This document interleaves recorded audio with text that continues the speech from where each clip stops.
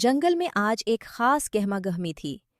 लोमड़ी के घर नन्हे मेहमान की आमद की खबर ने सबको पुरजोश कर दिया था। यार, लोमड़ी के घर बच्चा पैदा होने वाला है। मैं तो उसे झूला दूंगा। मैंने उसके लिए कपड़े पहले से लेकर रखे हुए हैं, बहुत प्यारे रंगों के। और मैं उसे ताज़ा फल और सब्जियां दूंगा। बच्चा तंदुरुस्त हो, बस यही दुआ है। जंगल में बड़ी खुशी की बात है। बहुत दिन बाद कोई नई आवाज आएगी।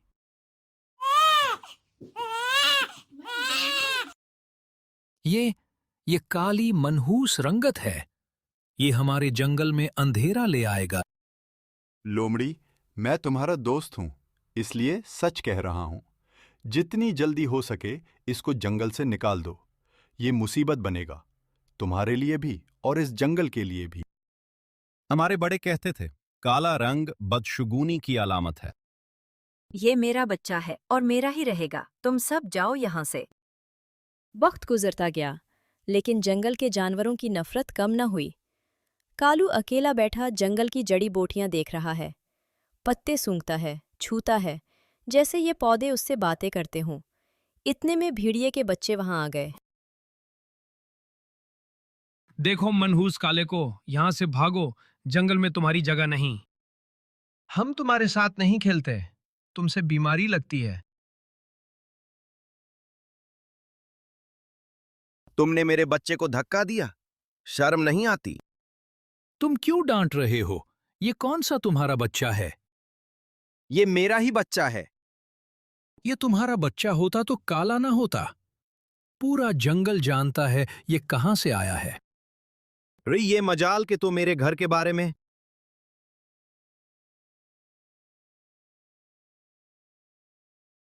उस काले की वजह से पूरी जिंदगी जलील होता रहा। आज ये सब खत्म करता हूं मैं। पहले मुझे मारो, मेरे बच्चे को हाथ लगाने से पहले मुझसे गुजरना होगा। हिट जाओ। नहीं हटूंगी, ये मेरा बच्चा है, मेरा खून है, तुम उसे छू भी नहीं सकते। कालू कोने में सहमा बैठा कांप रहा था।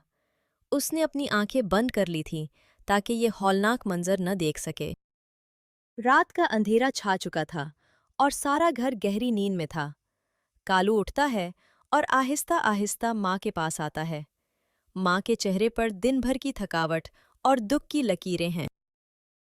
माँ, तुमने हमेशा मुझे बचाया, हर बार अपने आप को आगे रखा। मैं नहीं चाहता कि तुम मेरी वजह से और झुको और तकलीफ उठाओ। मुझे माफ कर देना माँ। वो आहिस्ता से हाथ वापस रखता है, मेज पर खत छोड़ता है और अंधेरे में गुम हो जाता है। कालू भटकते हुए जंगल के एक दूर दराज कोने में पहुंच गया, जहां खतरनाक जड़ी बूटियां उगती थीं। यहाँ कोई जानवर नहीं आता था, क्योंकि जो भी जानवर इन जड़ी बूटियों के साथ टच होता, उसे अजीबो-गरीब बीमारियां लग जाती और वो मर जाता। वहाँ एक छोटी सी गार थी, वो उसमें रहने लगा। यहाँ कोई नहीं आता, ना कोई जानवर, ना कोई नफरत भरे जुमले, बस मैं और ये पौधे। ठीक है, यही मेरी दुनिया है। बरस गुजरते हैं और कालू जवान हो जाता है।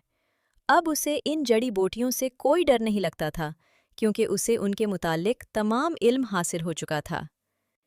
एक दिन एक बीमार चिड़िया लड़खड़ाती हुई वहां आई। मुझे बहुत दर्द हो रहा है, पर मैं तुम्हारे पास आ गई क्योंकि सब कहते हैं तुम इलाज जानते हो। ये वाली बोटी लगानी होगी। थोड़ा जलेगा, लेकिन ठीक हो जाओगी। दर्द कम हो रहा है। तुमने मुझे बचाया। तुम हमारे हो कालो, तुम हमारे अपने हो। पहली बार किसी ने मुझे अपना कहा है। अचानक एक और चिड़िया की चीख सुनाई देती है। एक रीछ ने उसे पकड़ लिया था। कालो, बचाओ, ये रीछ मुझे खा जाएगा। छोड़ दो उसे। तुम कौन होते हो मुझे रोकने वाले? ये मेरी जमीन है, ये मेरे लोग हैं, और अगर दोबारा इस जगह कदम रखा तो मैं तुझे खा जाऊंगा। रीछ डर कर भाग गया। तो यहाँ है कालो, अब तुझसे बदला लेके रहूं, ढूंढना नहीं पड़ेगा। शेर के दरबार में सन्नाटा था। शेर बीमार पड़ा था। उसका जिस्म अकड़ा हुआ था और सांसें भारी थीं। मैं बहुत ज्यादा बीमार हो चुका हूँ। मेरा जिस्म दिन बदन पत्थर बनता जा रहा है। पंजे अकड़ गए हैं, सांस भारी है। आज मैं ऐलान करता हूं, जो कोई भी मुझे ठीक करेगा, मैं उसे आधे जंगल का बादशाह बना दूंगा। ये ऐलान सुनते ही रीछ के जहन में शैतानी मंसूबा आया। वो फौरन भेड़िए और लगड़बगे के पास पहुंचा। यार, मैं सोच रहा हूं, मिलकर बादशाह का इलाज करें और आधा जंगल ले लें। मेरे पास तरीका है। क्या तरीका? जल्दी बताओ। हाँ, क्या इलाज है? वो बादशाह को बताऊंगा, पहले साथ चलो।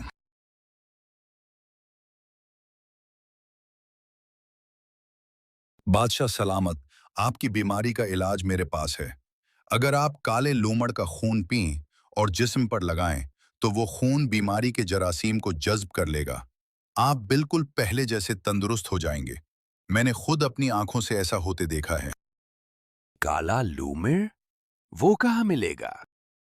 बादशाह सलामत, ये काम मुझ पर छोड़ दें। यार, तुम तो कह रहे थे हम मिलकर बादशाहत लेंगे। लेंगे, लेंगे। पहले कालों को पकड़ना होगा, बाकी सब बाद में। भेड़िया और लगड़बगा समझे कि रीछ उनका दोस्त है, लेकिन रीछ दरअसल अकेला बादशाह बनना चाहता था। लोमड़ को जब ये खबर मिली तो उसकी आंखों में लालच की चमक आ गई। सौरी जिंदगी कालो की वजह से ताने मिले। अब यही कालो आधी सल्तनत दिलवाएगा। ढूंढना पड़ेगा उसे। लोमड़ जंगल के आखिरी हिस्से में पहुंचा तो उसे एक चिड़िया मिली। बहन, मैं कालू का बाप हूं। वो बचपन में गुम हो गया था। उसकी मां मरने वाली है। आखिरी ख्वाहिश है कि एक बार अपने बेटे को देख ले, बस एक बार। ओह, ये बहुत बुरा हुआ। मैं अभी कालू को बताती हूँ। कालू, एक लूमड़ है बाहर, कह रहा है कि तुम उसके बेटे हो। तुम्हारी माँ मरने वाली है और आखिरी बार तुम्हें देखना चाहती है। मैं कालू, ठीक हो? हाँ, चलो, मुझे जाना है, जल्दी। कालू अपने बाप के सामने आया। बरसों बाद दोनों का आमना सामना था। बेटा, बहुत सालों बाद। माँ कैसी है? चलते हैं?